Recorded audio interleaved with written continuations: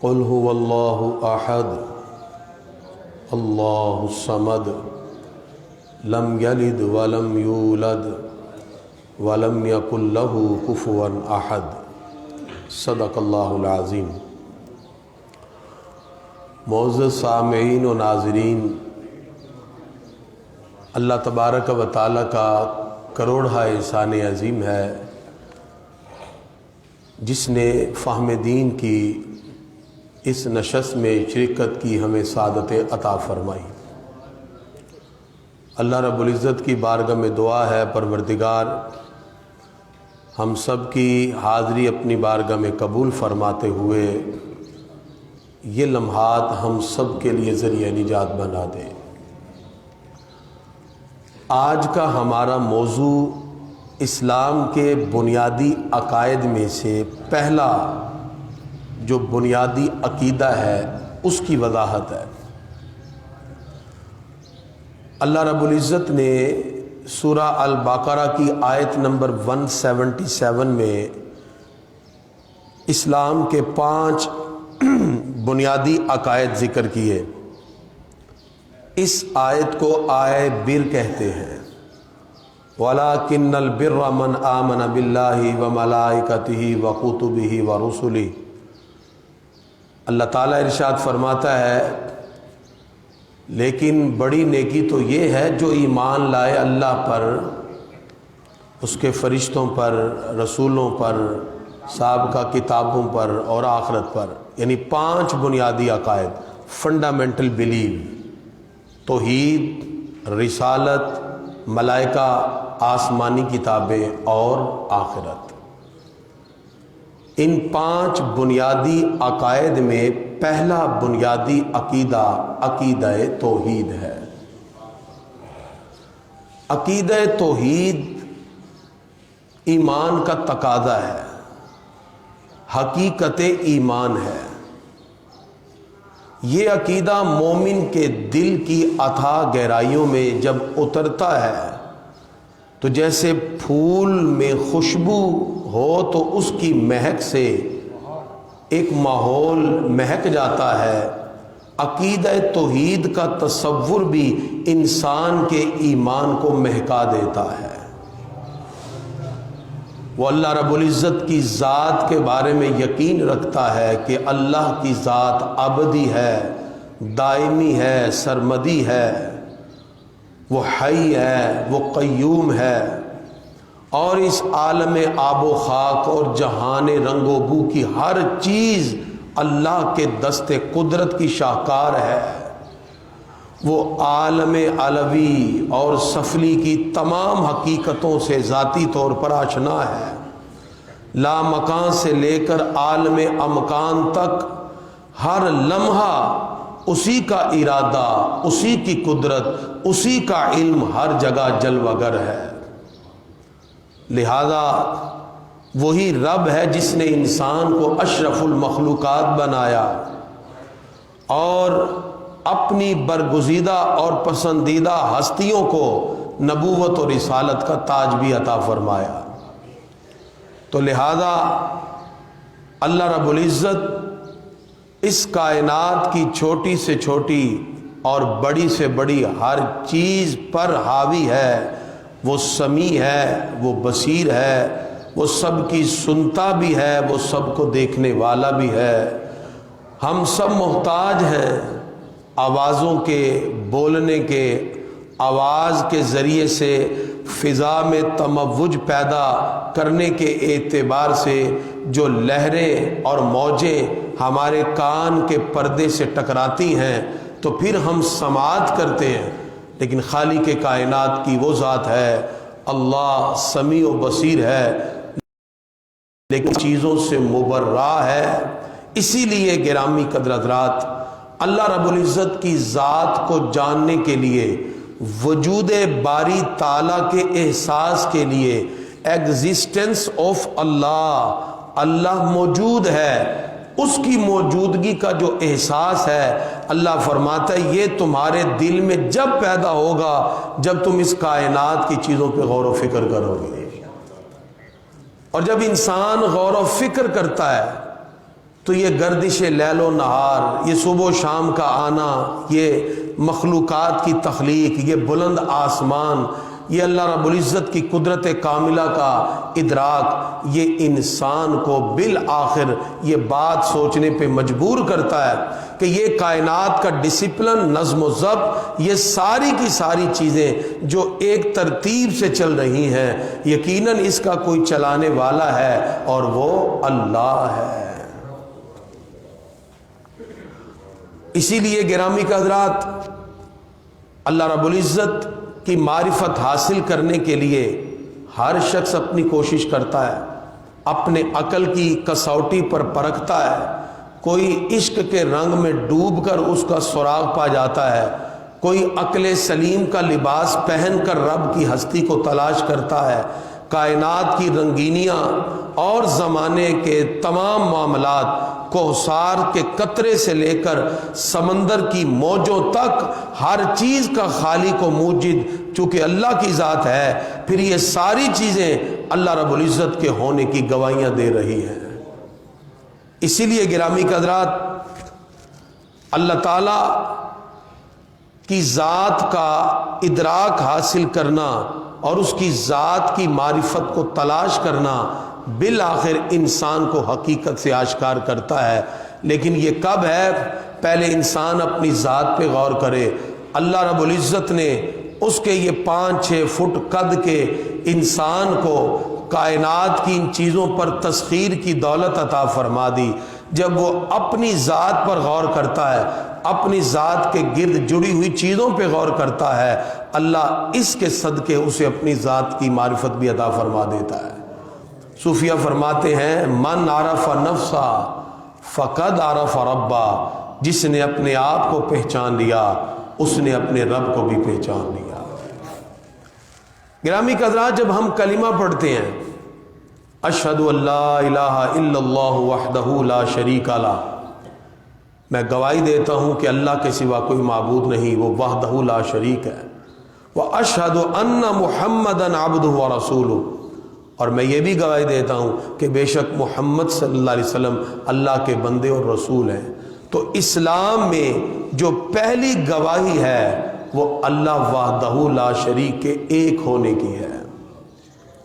اسی وجہ سے گرامی قدر حضرات، جو کلمہ شہادت ہے، اس میں اللہ وحدہ لا شریک کے ایک ہونے کی گواہی، اور پھر اس ایک ہونے کے تصور کو جو تصور توحید سے جوڑا گیا، جس پر سورہ اخلاص اللہ تعالیٰ نے نازل فرمائی، قل هو اللہ احد اللہ الصمد، کہو اللہ ایک ہے، اللہ الصمد، اللہ بے نیاز ہے، لم یلد ولم یولد، نہ وہ پیدا ہوا نہ اس سے کوئی جنا، ولم یکن لہ کفوا احد، اور کوئی بھی اس کے ہمسر نہیں ہے۔ ایک صحابی تھے، وہ ہر نماز میں یہ سورہ پڑھتے، نبی کریم صلی اللہ علیہ وسلم نے ان کو بلایا اور پوچھا بھی تم ہر نماز میں یہ سورت کیوں پڑھتے ہو؟ عرض کیا پیارے آقا مجھے اس سورت سے بڑا پیار ہے۔ جب وہ آقا علیہ الصلوۃ والسلام سے اجازت طلب کر کے پلٹنے لگے، سرکار فرماتے ہیں جس نے دنیا میں جنتی دیکھنا ہو اس کا دیدار کر لو۔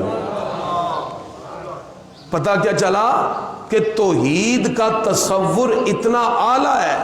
اس تصور توحید سے جب آپ جڑتے ہیں، اللہ وحدہ لا شریک کا ایک ہونے کا تصور جب دل میں بسا لیتے ہیں، تو پروردگار کی رحمتیں بھی آپ کی طرف متوجہ ہو جاتی ہیں۔ اسی لیے آج کا ہمارا یہ خوبصورت جو موضوع ہے وہ تصور توحید ہے، اور اس کے اندر جو پیدا ہونے والے شبہات ہیں اس کا جواب ہے۔ یہ جو چند جملے میں عرض کرنے لگا ہوں توجہ کے ساتھ، عقیدہ توحید کے بارے میں کچھ لوگوں کے ذہنوں میں سوالات ہیں۔ پچھلے دنوں یہاں رضوان گارڈن میں FIA کے ایک بہت بڑے افسر ہیں، انہوں نے ایک پروگرام کا اہتمام کیا اور مجھے انہوں نے بلایا کہ سر توحید کے اندر بہت سے سوالات ہیں، تو آپ کائنڈلی آئیں اور ہم آپ سے چاہتے ہیں۔ تو 2 گھنٹے میں نے پہلے لیکچر دیا، پھر 1 گھنٹہ ان کے سوالات کے جواب، 3 گھنٹے لگے، اور الحمدللہ جتنے لوگ بیٹھے تھے مسجد پوری بھری تھی، ایک بھی اٹھ کے نہیں گیا۔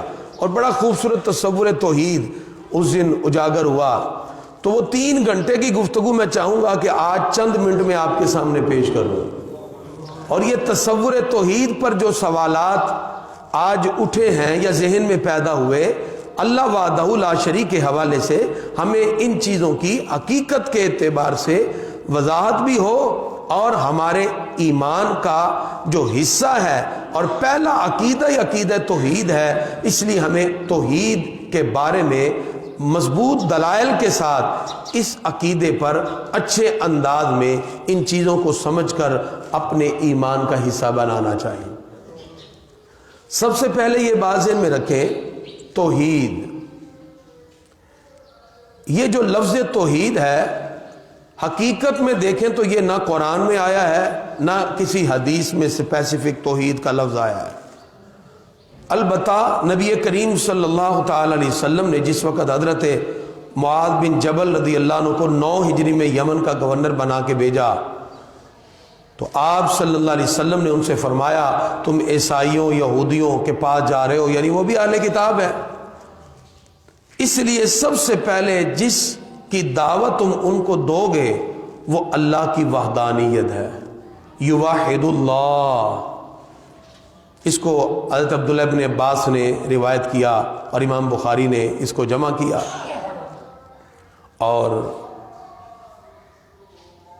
یہ جو روایت ہے اس سے پتہ چلا کہ اگر آپ کسی دوسرے مذہب والے سے بات کریں تو پہلے وہ کامن چیزیں ذکر کریں جو اس مذہب کے نزدیک بھی قابل تسلیم ہے، جس کو وہ بھی مانتے ہیں، پھر وہ آپ کی طرف مائل ہوں گے. اگر آپ ڈائریکٹ ان کے بارے میں کہہ دیں گے جی آپ غلط ہیں تو آپ کی وہ گفتگو سننے کے لیے تیار نہیں ہوں گے. یہ آقا علیہ الصلوۃ والسلام نے حضرت معاذ بن جبل رضی اللہ عنہ کو بڑے خوبصورت انداز میں کہا، اس انداز میں آپ ان کو سمجھائیے. تو پھر آہستہ آہستہ ان کے ذہن میں یہ بات راسخ ہو جائے گی. ہمارے یہاں ایک درس قرآن الحمدللہ اس مسجد میں چلتے ہوئے عرصہ ہو گیا، یہاں ایک لڑکا ہوتا تھا فرہاد، وہ یہاں سے پھر رشیا چلا گیا. تو وہ جس کمرے میں تھا اس کا روم میٹ ایک عیسائی تھا جان، وہاں اس کی تربیت کا ہی ہم نے یہاں سلسلہ شروع کیا ہوا تھا کہ ہر پیر جمعرات کو روزہ رکھے، اس نے روزہ رکھنا. تو ایک دن اس جان نے اس سے پوچھا بھی تم کیوں روزہ رکھتے ہو؟ اس نے کہا جی یہ ہمارے پیارے آقا کی سنت بھی ہے، اور ویسے بھی یہاں جو برائیوں کے معاملات ہیں ہم روزہ رکھتے ہیں کہ اسلامی پرسپیکٹیو میں اللہ ہمیں بہت سی برائیوں سے محفوظ کر لیتا ہے. اچھا، اس کے دل میں، جان کے دل میں اسلام کے بارے میں تصور اٹھا. اس نے کہا ہم نے تو سنا ہے کہ اسلام تو مار دھاڑی ہے، بس اس کو مار دو، اس کو مار دو، جس طرح تصور عالمی طور پر ہے. تو اس نے کہا بھی ایسی بات نہیں ہے. المختصر یہ ہے کہ اس نے اسلام کے بارے میں جو باتیں درس میں سیکھی ہوئی تھیں بتانا شروع کر دی.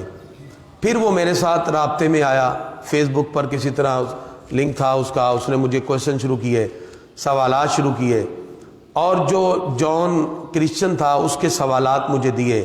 میں نے اس کو سمجھایا، میں کہا کبھی اس سے الجھنا نہیں اس انداز میں کہ تم غلط ہو.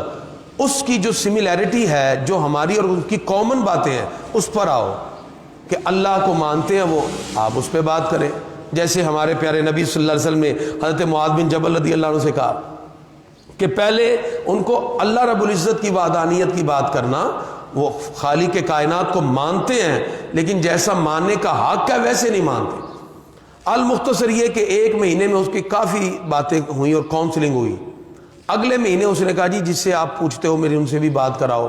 مجھ سے بھی بات کی، کافی چیزیں ہم نے بھی ان کو بتائیں. 3 مہینے کی محنت کے بعد اس نے کہا مجھے کلمہ پڑھا کے مسلمان کر دیجیے. پھر وہ میں نے لائیو اس کو کلمہ پڑھایا جان کو، اور اس کو ہم نے مسلمان کیا. تو یہ میں کیونکہ خود 3 مہینے اس کے ساتھ گفتگو میں رہا، اور اس وقت بہت سے سوالات جو اس نے کیے، میں بھی اس سے ظاہری بات ہے اس معاملے کے اعتبار سے گفتگو میں شامل حال رہا. تو میں چاہوں گا کہ آج وہ ساری باتیں ہم بھی جانیں، اور اگر کسی غیر مسلم سے آپ کی گفتگو ہو تو اس میں ہم یہ بیسک بات کو رکھیں، اور توحید کا جو تصور ہے اس کو عقلی اور نقلی دونوں دلائل سے سمجھائیں. یعنی نقلی دلائل وہ ہیں یعنی قرآن و سنت، لاجیکل ریفرنسز کیا ہیں، آپ اپنی عقل سے دلائل دیں. جس وقت آپ لاجک کی بات کریں گے تو وہ ان کے ذہن کے اندر ضرور راسخ ہوگی، اور وہ یقیناً حق کی طرف، اگر رب نے ان کی قسمت میں لکھا ہے، وہ آپ کے ذریعے ضرور حق کی طرف آ جائیں گے۔ اور اس میں گھبرانے والی بات نہیں۔ ابھی مجھے ایک نوجوان کہہ رہا تھا کہ جی میں لوگوں کو کہہ رہا ہوں جی آؤ دین کے لیے، تو کوئی کہتا ہے ہم کیوں آئیں جی، کوئی کچھ۔ میں نے کہا گھبرائیں نہیں، یہ دین کی راہیں ایسے ہوتی ہیں، انسان کلمہ حق بلند کرتا رہے، حق بات بتاتا رہے، کسی نہ کسی اعتبار سے انسان کے ذہن میں کسی نہ کسی گوشے میں کوئی بات ضرور راسخ ہو جاتی ہے۔ اب آئیے توحید کی طرف۔ توحید کا جو لغوی معنی ہے وہ ہے ایک ماننا، یکتا جاننا۔ کس کو ایک ماننا؟ ساری کائنات کی خالق و مالک اور اس کائنات کی برتر ہستی اللہ وحدہ لا شریک کے ایک ہونے کا یقین توحید کہلاتا ہے۔ یہ اسلام کا پہلا عقیدہ ہے۔ اور اللہ وحدہ لا شریک کے ایک ہونے کا سب سے بڑا جو ہمارے پاس جو نقلی دلیل کا خوبصورت تصور ہے وہ سورہ اخلاص ہے۔ قل هو اللہ احد، کہو اللہ ایک ہے۔ اور اگر ہم اس میں نقلی دلیل پیش کریں، کیونکہ دوسرے مذاہب میں خداؤں کے تصورات زیادہ ہیں، بعض نے یہ کہا کہ نعوذ باللہ خدا 3 حصوں میں تقسیم ہے، ٹھیک ہے جی، جیسے کہ عیسائیت کے اندر اس بات کے بارے میں کہا جاتا ہے اللہ، عیسیٰ، روح القدس، اور تینوں کو ملا کر ایک خدا کا تصور دیا جاتا ہے جسے عقیدہ تثلیث کہتے ہیں۔ ہندوازم میں بھی 3 خداؤں کا تصور ہے، برہما، وشنو، شیو، وہ کہتے ہیں 3 ملے تو خدا ہے۔ یہ جو آگ پرست ہے مجوسی، وہ کہتے ہیں 2 خدا ہیں، اہرمن اور یزدان، ایک نیکی والا ایک برائی والا، نعوذ باللہ 2 خدا ہیں۔ اب اس کا تصور اسلام نے کیا دیا؟ اللہ تعالیٰ نے ارشاد فرمایا لو کان فیہما آلہۃ الا اللہ لفسدتا۔ یہ عقلی دلیل ہے، آپ لاجیکل سمجھائیں کہ اگر 2 بندے کسی چیز کو چلائیں تو کیا دونوں کی رائے آپس میں ملیں گی؟ نہیں۔ 2 لوگ مل کر کہیں بھی ایک کہے گا ایسے کر لو، دوسرا کہے گا ایسے کر لو، طبیعتیں جدا ہیں۔ تو اللہ تعالیٰ ارشاد فرماتا ہے اگر اس کائنات کو چلانے میں اس میں بھی اگر 2 خدا ہوتے لافسدتا، تو نظام کائنات برباد ہو جاتا۔ ایک کہتا میں نے اس کو غریب کرنا ہے، دوسرا کہتا میں نے امیر کرنا ہے، ایک کہتا سورج چڑھانا ہے، دوسرا کہتا نہیں میں نے اس کو غروب کرنا ہے، تو کائنات میں یہ نظام سارے کا سارا ختم ہو جاتا اگر یہ بات، یہ تصور ذہن میں پیدا ہو کہ نعوذ باللہ متعدد خدا ہیں۔ تو اس کو رد کرنے کے لیے اللہ رب العزت نے ارشاد فرمایا وَإِلَٰهُكُمْ إِلَٰهٌ وَاحِدٌ، اور تمہارا معبود ایک معبود ہے۔ لہذا معلوم ہوا کہ اللہ رب العزت وحدہ لا شریک ہے، اس کی وحدانیت کو سمجھنا، اس کی بادشاہی کو ماننا، اور اس کے بارے میں یہ یقین رکھنا کہ اللہ اپنی ذات میں بھی ایک ہے، صفات میں بھی ایک ہے، صفات کے تقاضوں میں بھی ایک ہے۔ اور ان کو ہم دلیل کے ساتھ آپ کے سامنے ذکر کریں گے۔ اس کو یوں بھی کہہ لیا جائے توحید الربوبیت، اللہ اپنے رب ہونے میں بھی یکتا ہے۔ توحید الاسماء والصفات، اللہ اپنے ناموں میں اور صفات کی یکتائی کے اندر بھی واحد و یکتا ہے۔ اور توحید فی العبادات، اللہ اپنی عبادت میں بھی واحد و یکتا ہے۔ اب یہاں ایک جملہ، ہم اسلام کا جو بھی نقطہ اٹھائیں گے اس کو بارگاہ مصطفی صلی اللہ علیہ وسلم میں حاضر ہوئے بغیر حل کیا ہی نہیں جا سکتا۔ توحید بھی سمجھ آتی ہے تو آقا علیہ الصلوۃ والسلام کے فرمان سے۔ میں اکثر یہ اسٹوڈنٹ سے بھی سوال کیا کرتا ہوں کہ اللہ ایک ہے تو کون سا ایک ہے؟ آپ بھی یہ کہتے ہیں نا ہمیشہ، کیا کہتے ہیں؟ اللہ ایک ہے تو کون سا ایک ہے؟ کیا گنتی والا 1 2 3 والا؟ اگر آپ کہیں گے اللہ 1 2 3 والا ایک ہے تو اس ایک کی تعریف ہے جو 2 کا آدھا ہو، اور اللہ 2 کا آدھا نہیں ہے۔ تو اللہ کون سا ایک ہے؟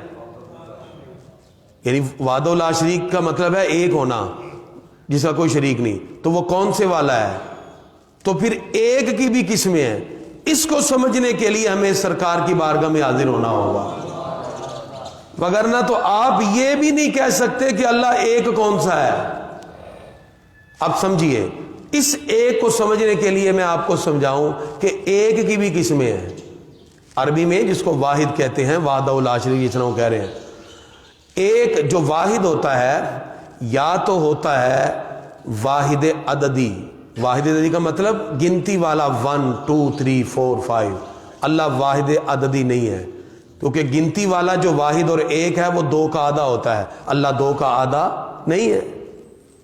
ایک ہوتا ہے واحد نوعی، وہ واحد جو اپنی انواع میں ایک ہو، اپنی انواع میں ایک ہو۔ جیسے میں آپ کو بلا تمثیل مثال سے سمجھاتا ہوں کہ اگر ہمارے پاس ایک ریوڑ ہے، ہم کہیں جی یہ بکریوں کی انواع ہے، یہ بکروں کی انواع ہے، یہ بکروں کی انواع میں واحد ہے، اس کی یہ خوبی ہے، تو گویا کہ وہ اپنی انواع میں ایک ہوا، تو ہم نے کہا یہ اپنی انواع میں، اپنی اقسام میں ایک ہے۔ تو اللہ تعالیٰ کی ذات کو ہم واحد نوعی بھی نہیں کہہ سکتے، کیونکہ اللہ تعالیٰ کی کوئی انواع ہے ہی نہیں۔ اور ایک ہوتا ہے واحد جنسی، ہم کہتے ہیں جی یہ اپنی جنس میں، یعنی یہ مثال کے طور پہ میل ہے، یہ فیمیل ہے، یہ میل اپنی جنس میں واحد ہے، اس نے یہ خصوصیات حاصل کی۔ تو اللہ تبارک و تعالیٰ تو جنس سے پاک ہے، اللہ واحد جنسی بھی نہیں۔ بات سمجھ رہے میری؟ تو اللہ تعالیٰ نہ واحد عددی ہے، نہ واحد نوعی ہے، نہ واحد جنسی ہے۔ اس بات کو سمجھنے کے لیے آقا علیہ الصلوۃ والسلام کی جب بارگاہ میں حاضر ہوں گے تو سرکار فرماتے ہیں ہاں اللہ واحد عددی نوعی جنسی نہیں، اللہ واحد حقیقی ہے۔ ٹھیک ہے جی؟ تو یہ لفظ بھی آپ کو سمجھ آ گیا، اللہ کون سا واحد ہے جی؟ واحد حقیقی۔ وہ اپنی ذات میں بھی، اپنی صفات میں بھی، اپنی صفات کے تقاضوں میں بھی واحد و یکتا ہے، لہذا اللہ واحد حقیقی ہے۔ علامہ اقبال سے کسی نے پوچھا کہ آپ تو فلسفی ہیں، آپ بن دیکھے رب کو کیوں مانتے ہیں؟ آپ نے فرمایا کہ ایک شخصیت پیدا ہوئی مکہ میں، اور اس شخصیت کے صادق و امین ہونے پر غیروں نے بھی اقرار کیا، انہوں نے اپنے زبان اقدس سے کہا اللہ ایک ہے، اقبال نے بھی مان لیا اللہ ایک ہے۔ تو یعنی توحید بھی اگر ہمیں ملے گی تو بارگاہ مصطفی صلی اللہ علیہ وسلم میں حاضر ہو کے ملے گی، ان کی بارگاہ سے حاصل ہوگی۔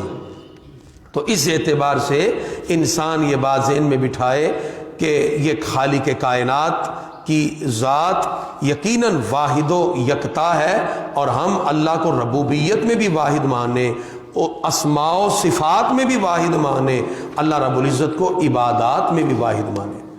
اب ربوبیت میں توحید کا مطلب کیا ہے؟ یعنی اللہ تعالیٰ کی ربوبیت میں ہم کہیں وہ توحید ہے، اس کا مطلب ہے کہ اللہ رب ہے، رب العالمین، یعنی جہانوں کا پالن ہار ہے۔ تو جو اللہ جہانوں کا پالن ہار ہے وہ اپنی اس صفت کے اندر واحد و یکتا ہے۔ اللہ خالق کل شیء، اللہ ہر چیز کا خالق ہے۔ اللہ رب العزت نے سورہ زمر کے اندر آیت نمبر 62 کے اندر ارشاد فرمایا وَهُوَ عَلَىٰ كُلِّ شَيْءٍ وَكِيلٌ، اور اللہ ہر چیز پر نگران ہے۔ ایسی نگرانی کسی اور کے پاس نہیں ہے، اس لیے اللہ تعالیٰ فرماتا ہے وَاللَّهُ خَلَقَكُمْ وَمَا تَعْمَلُونَ، اللہ نے پیدا کیا تم سب کو اور جو کچھ بھی تم کرتے ہو۔ تو پتہ چلا ان ساری شانوں میں اللہ رب العزت واحد و یکتا ہے۔ تو یہ پہلی صورت بن گئی توحید الربوبیت، اللہ اپنی ربوبیت میں کیا ہے جی؟ واحد ہے، یکتا ہے۔ دوسرا ہے توحید الاسماء والصفات، اللہ اپنے ناموں میں بھی واحد ہے اور اپنی صفات میں بھی واحد ہے۔ اس کے تقریباً 5 درجے بنتے ہیں۔ کتنے جی؟ 5۔ پہلا یہ ہے کہ اللہ کے اسماء و صفات جتنے بھی ہیں، کوئی بھی اس نام میں، اس صفت میں اللہ کے برابر نہیں ہے۔ اور اگر کوئی اللہ رب العزت کے برابر ٹھہرائے گا نعوذ باللہ وہ اللہ رب العزت کے نام یا صفات کے برابر ٹھہرانے کی وجہ سے مشرک ہو جائے گا۔ اللہ رب العزت نے قرآن مجید کے اندر بھی ارشاد فرمایا لیس کمثلہ شیء، اس کی مثل کوئی نہیں ہے۔ لہذا اللہ رب العزت حی ہے، زندہ کرنے والا، قیوم ہے، دوسروں کو قائم رکھنے والا، لہذا وہ بے عیب ذات ہے، کامل ترین معنی اسی کی ذات کے اندر موجود ہے۔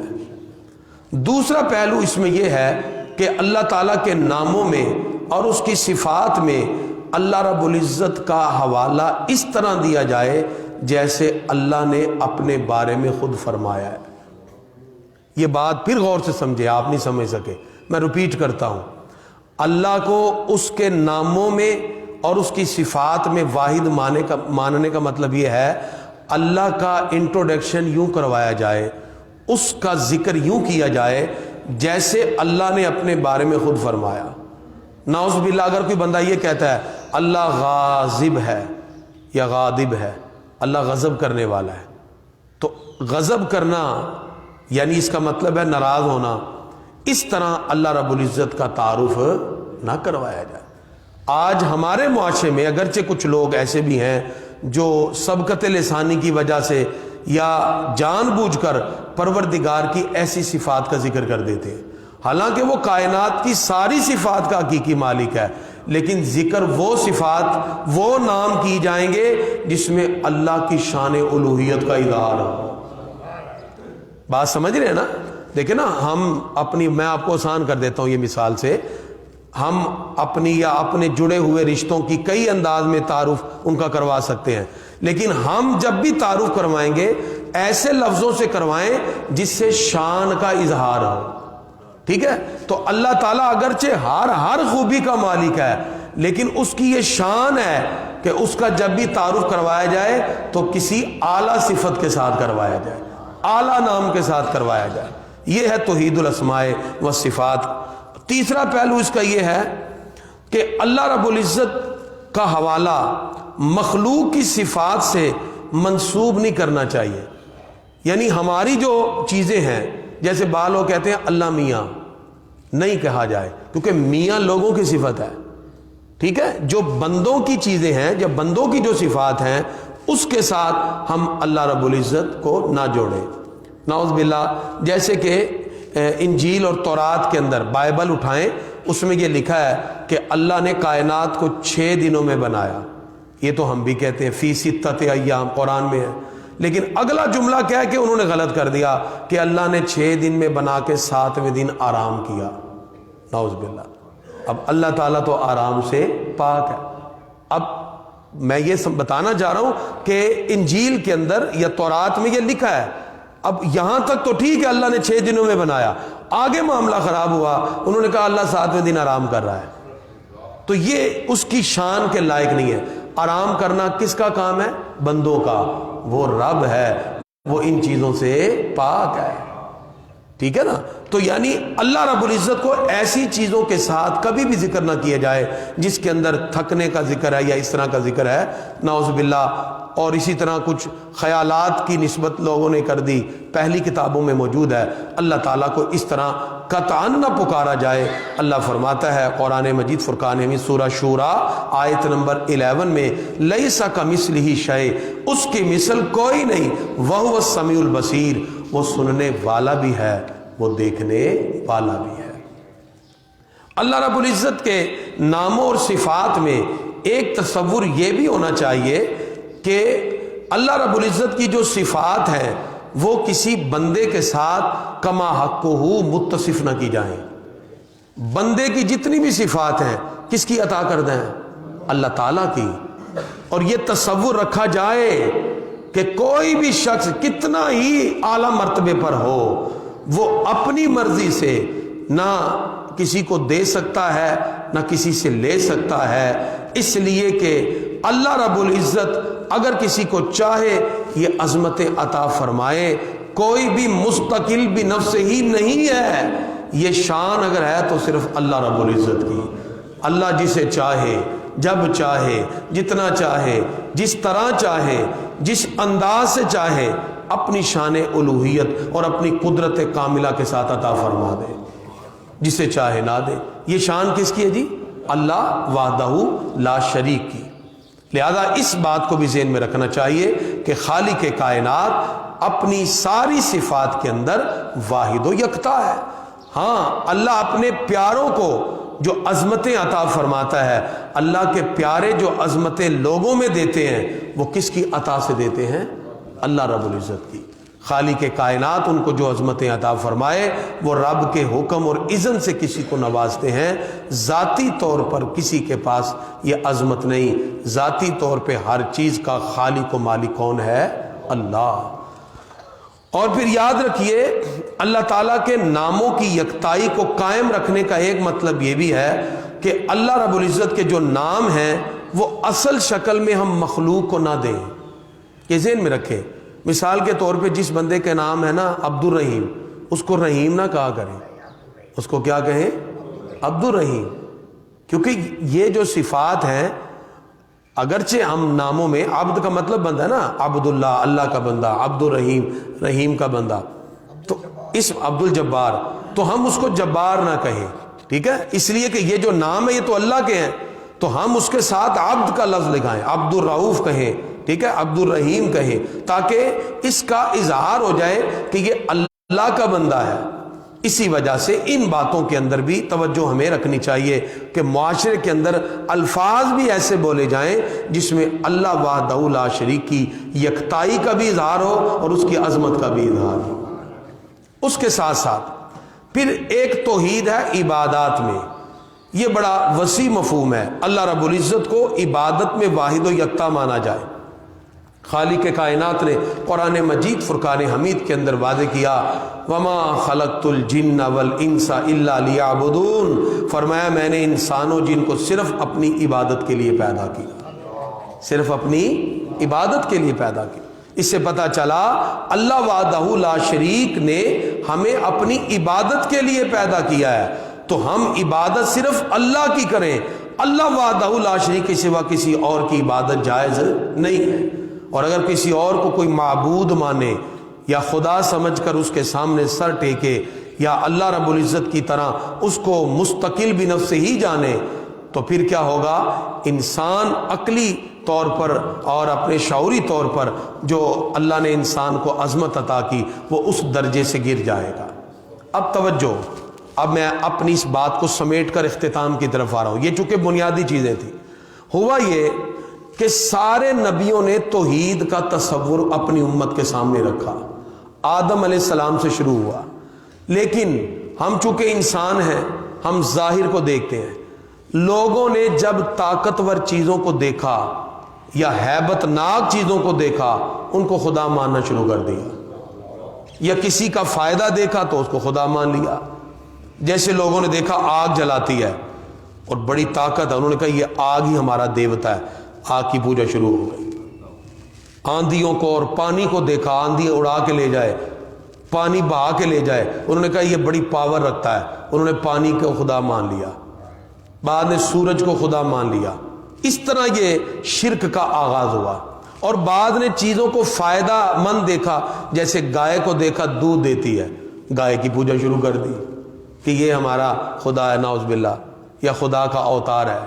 تو پھر اللہ وحدہ لا شریک کی ذات سے توجہ ہٹ گئی اور دنیا کے چیزوں کا خوف بیٹھ گیا۔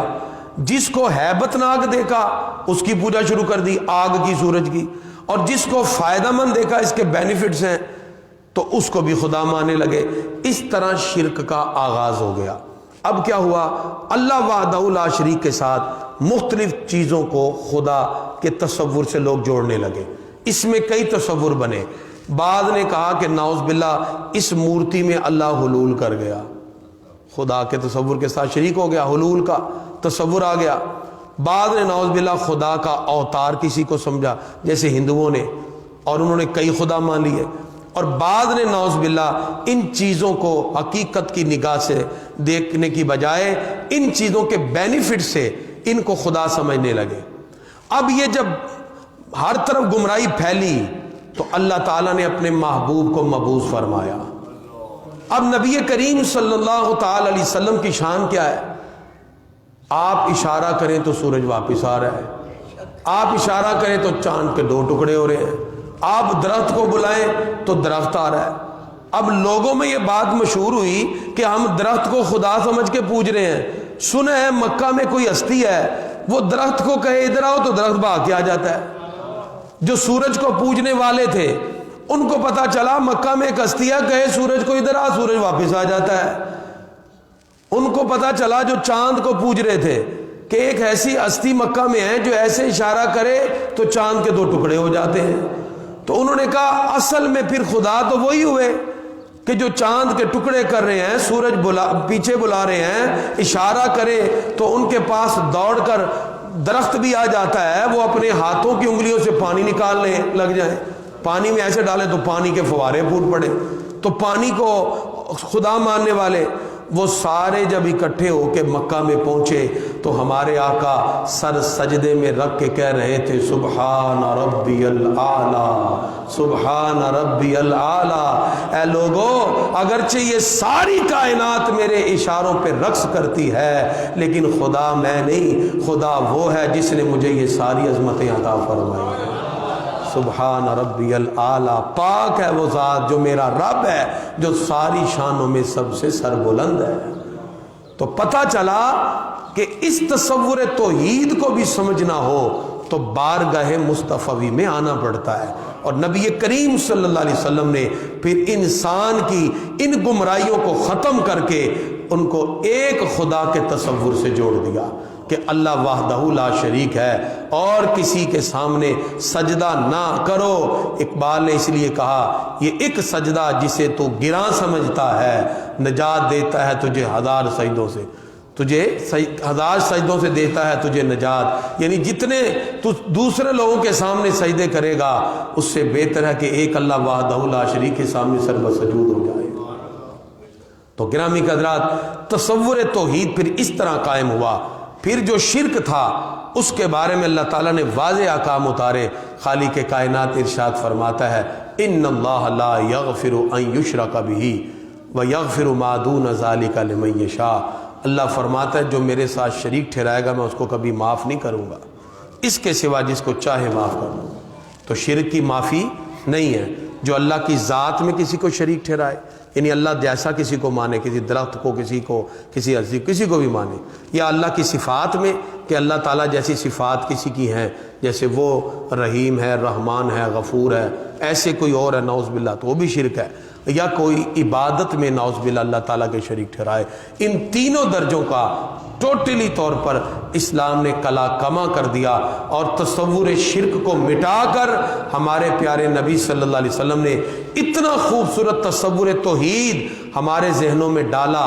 صحیح بخاری سے پڑھ رہا ہوں، آقا علیہ الصلوۃ والسلام اپنے وصال سے کچھ عرصہ پہلے خطبہ ارشاد فرماتے ہوئے فخر سے کہتے ہیں واللہ ما اخاف علیکم ان تشرکوا بعدی، اللہ کی قسم مجھے اپنی امت پہ اب شرک کا خوف ختم ہو گیا، میری امت اب شرک نہیں کرے گی۔ ولیکن اخاف علیکم ان تتنافسوا فیہا، مجھے صرف یہ خوف ہے میری امت دنیا کی محبت میں مبتلا ہو جائے گی۔ تو دعا کریں اللہ تعالی ہم سب کو وحدانیت کے اس تصور کو دل میں بسا کر اللہ وحدہ لا شریک کے سامنے سر بسجود ہونے اور اس کی عظمتوں کو دل میں بسانے کی اللہ توفیق عطا فرمائے، اور اس تصور توحید کو عام کرتے ہوئے ہر مقام پر اس کا پرچار کرنے کی اللہ توفیق عطا فرمائے۔ وما علیہ الا البلاغ المبین۔